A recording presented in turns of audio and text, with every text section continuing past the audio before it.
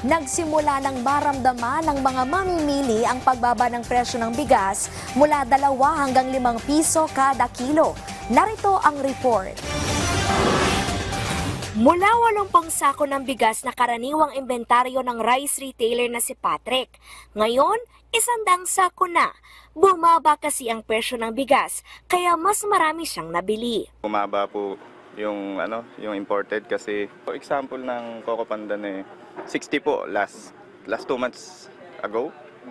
Ngayon po 57 na lang po yung kilo niya. Noong nakaraan po kasi mura yung palay kaya nakaraan po yung local 52 po yung per kilo niya. Ngayon po bumaba po 49 na lang po. Dahil mura po yung kuha ng palay. Sa price monitoring ng Department of Agriculture, bumaba ng hanggang 5 piso ang kada kilo ng imported rice.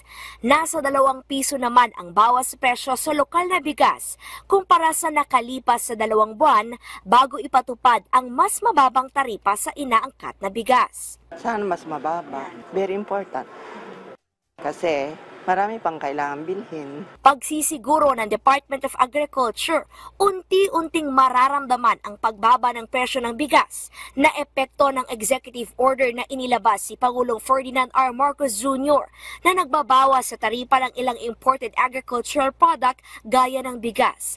Puspusan din ang pamamahagi ng ahensya ng libreng farm input gaya ng binhi, pataba at iba pang gamit sa pagsasaka para mapataas ang produksyon at mapababa ang presyo ng pagkain. Ipagpapatuloy ng DA ang P29 Rice Program o pagbibenta ng tig 29 pesos na bigas sa mga itinuturing na pinakamahirap na pamilya. Isa sa pinagkukuhanan ng supply ng gobyerno ay ang ani ng mga magsasaka na sumali sa contract growing program ng National Irrigation Administration.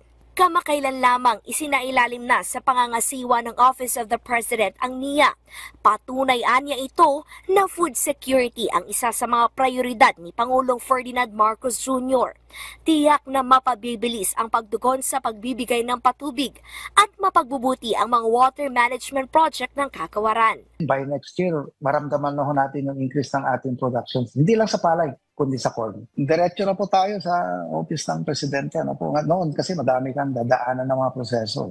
Ngayon po ay mas mapapabilis. Kalezal Pardilia para sa Pambansang TV sa Bagong Pilipinas.